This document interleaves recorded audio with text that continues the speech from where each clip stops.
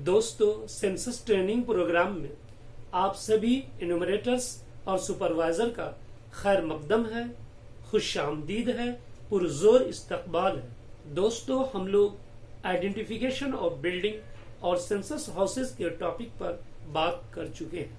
आज हम लोग हाउस होल्ड, खासकर नॉर्मल हाउस होल्ड अर्थात सामान्य परिवार के बारे में बातचीत करेंगे।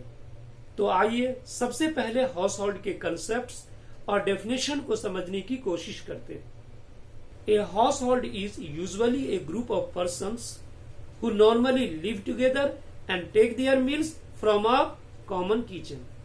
दोस्तों, हाउस होल्ड को आसान लफ्जों में अर्थात सरल शब्दों में समझने की कोशिश करते हैं। दरअसल हाउस होल्ड का मतलब है परिवार। A house hold may have one और मोर मेंबर्स। एक परिवार में एक या एक से ज्यादा मेंबर्स हो सकते हैं। सामान्य रूप से एक परिवार के सदस्य साथ साथ रहते हैं और एक ही रसोई से बना भोजन खाते हैं। इसलिए एक आम इंसान भी परिवार शब्द से भली भांति परिचित है। लेकिन विशेष रूप से जनगणना के दौरान सेंसस प्रोसेस में इसे नॉर्मल हाउस होल्ड या सामान्य परिवार कहा जाता है। दोस्तों, हाउस होल्ड 3 प्रकार के होते हैं। नंबर 1 नॉर्मल हाउस होल्ड अर्थात सामान्य परिवार। नंबर 2 इंस्टीट्यूशनल हाउस होल्ड अर्थात संस्थागत परिवार। नंबर 3 हाउसलेस हाउस होल्ड अर्थात बेघर परिवार। दोस्तों, आज हम लोग नॉर्मल हाउस होल्ड अर्थात सामान्य परिवार के बारे में विस्तार से चर्चा करेंगे। सबसे पहले नॉर्मल हाउस होल्ड को डिफाइन करते हैं, फिर इसे एग्जाम्पल की मदद से समझने की कोशिश करेंगे। Group of persons who normally live together and take their meals from a common kitchen constitute a normal household. The persons may be related or unrelated or mix of both.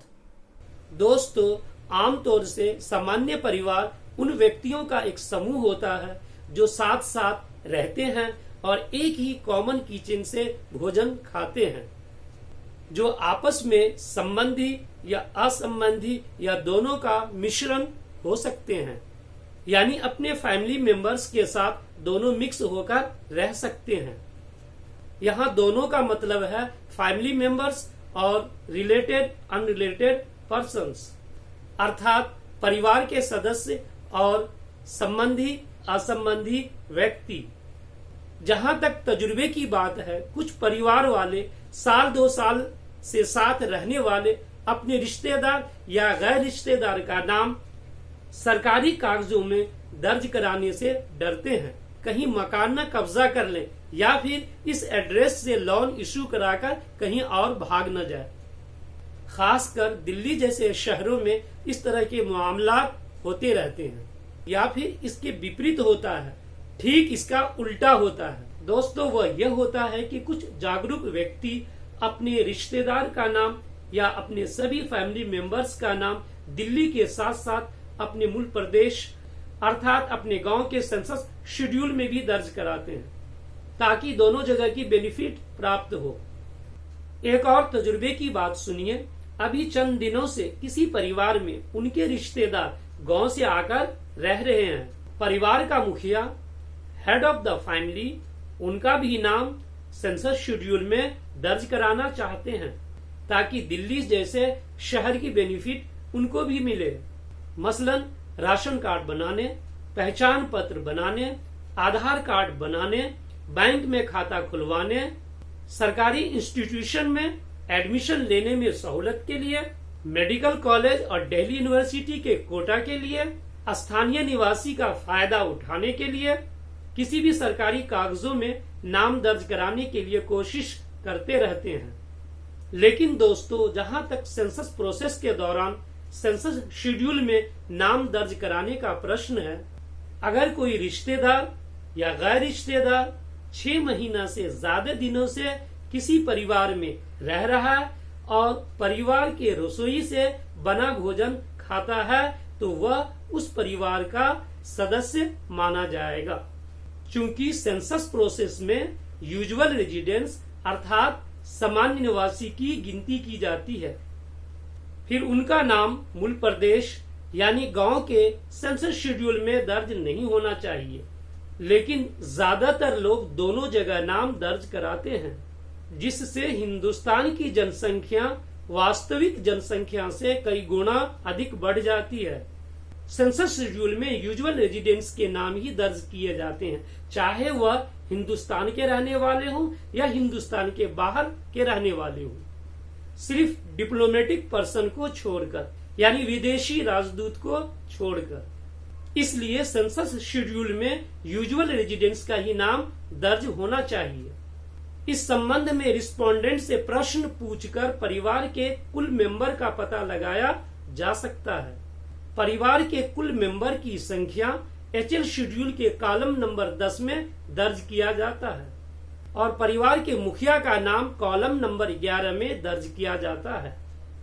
चूंकि census schedule respondent based है, इसलिए head of the family यानी परिवार के मुखिया के response के according census schedule fulfil किया जाएगा, यानी एचएल शेड्यूल भरा जाएगा, हाउस लिस्टिंग शेड्यूल भरा जाएगा या मोबाइल ऐप मेथड में रिकॉर्ड किया जाएगा। दोस्तों, अब एक बात बिल्कुल जाहिर हो गई, बिल्कुल स्पष्ट हो गई कि 6 महीने से ज्यादा दिनों तक कोई रिश्तेदार या गैर रिश्तेदार किसी परिवार के साथ रहता है और उसी की रसोई से भोजन खाता है तो उसका नाम सेंसस शेड्यूल में दर्ज होना चाहिए। दोस्तों, अब इसके दूसरे पहलू पर गौर करते हैं। कभी कभी यह जानना मुश्किल हो जाता है कि कोई व्यक्ति या परिवार नॉर्मल हाउस होल्ड यानी सामान्य परिवार का है या नहीं, क्योंकि एक समान परिवार के सदस्य के लिए एक कॉमन किचन से खाना खाना शर्त है। इस सिलसिले में एक मिसाल देखिए। मिसाल नंबर 1, कोई वाइफ हस्बैंड या उनके परिवार के सदस्य सामूहिक रूप से किसी सेंसस हाउस में रहते हैं, लेकिन किसी कारणवश भोजन बाहर ही खाते हैं। तो दोस्तों, फिर यहाँ एक प्रश्न है, क्या उस परिवार को एक नॉर्मल हाउस होल्ड या सामान्य परिवार माना जाएगा? उस परिवार को एक नॉर्मल हाउस होल्ड यानी सामान्य परिवार माना जाएगा, क्योंकि वह उस इलाके में 6 महीना से ज्यादा दिनों से रह रहे हैं। अब एक स्थिति और देखिए। कभी कभी ये पता लगाना मुश्किल हो जाता है कि एक सेंसस हाउस में या एक कमरा में कितने परिवार हैं। एक कमरा को भी एक सेंसस हाउस माना जाता है अगर कोई व्यक्ति उसमें रहता है।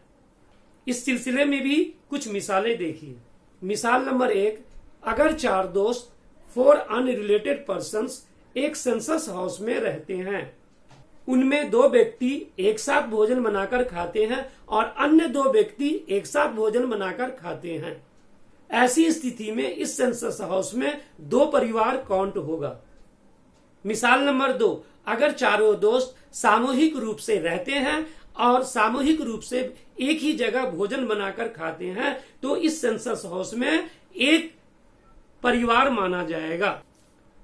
मिसाल नंबर 3, अगर चारों दोस्त में से कोई भी व्यक्ति सेंसस हाउस के अंदर खाना नहीं बनाता है, बल्कि चारों अलग अलग बाहर कहीं होटल में खाना खाता है, तो यहाँ इस सेंसस हाउस में 4 परिवार माने जाएंगे। इस सिलसिले में जब तक हम एक्स्ट्रा क्वेश्चंस नहीं पूछेंगे, अतिरिक्त प्रश्न नहीं पूछेंगे, तब तक हमें ये नहीं पता चलेगा कि एक सेंसस हाउस में कितने परिवार रहते हैं। इसलिए हर आवास में प्रश्न अवश्य पूछना चाहिए ताकि पता चले कि किस सेंसस हाउस में कितने परिवार रहते हैं। कभी कभी एक कमरे में भी 3-3, 4-4 परिवार रहते हैं। जब तक हम प्रश्न नहीं पूछेंगे हमें यह जानकारी नहीं मिल सकती है। दोस्तों, मिसालें और भी हो सकती हैं जिससे आप भली भांति परिचित हैं और आप भी जानकारी रखते हैं। मैं तो सिर्फ आपको इशारा कर रहा हूं ताकि आप इन मिसालों की वजह से ताजा दम हो जाएं। दोस्तों, एक बात गौर से सुनिए। जो मैं मुख्तसर में बता रहा हूं, संक्षेप में सुना रहा हूं। जिस प्रकार एक प्रीमाइसेस में एक से ज्यादा बिल्डिंग होते हैं, उसी प्रकार एक बिल्डिंग में एक से ज्यादा सेंसस हाउस होते हैं। ठीक उसी प्रकार एक सेंसस हाउस में एक से ज्यादा परिवार होते हैं। अगर आप अपने HLB यानी हाउस लिस्टिंग ब्लॉक के प्रत्येक building, census house, house hold की जानकारी प्राप्त कर लेंगे तो आपका 90% जनगणना कार्य का मसला अर्थात समस्या का समाधान हो जाएगा, चूंकि इन्हीं परिवार के सारे डिटेल्स हाउस लिस्टिंग शेड्यूल में दर्ज होंगे। इसलिए हमें अपने HLB और EB की बिल्डिंग, सेंसस हाउस और हाउस होल्ड की संपूर्ण जानकारी होनी चाहिए।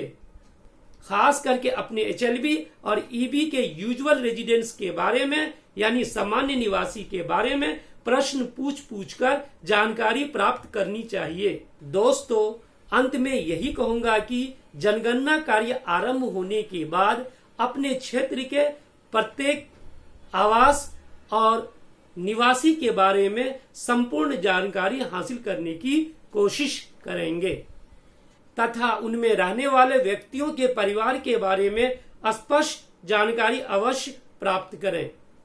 इन्हें अच्छी तरह समझ लें ताकि आपका कार्य सफलतापूर्वक संपन्न हो। दोस्तों, अब नेक्स्ट वीडियो में इंस्टीट्यूशनल हाउस होल्ड और हाउसलेस हाउस होल्ड के बारे में चर्चा करेंगे और आवश्यक जानकारी शेयर करेंगे।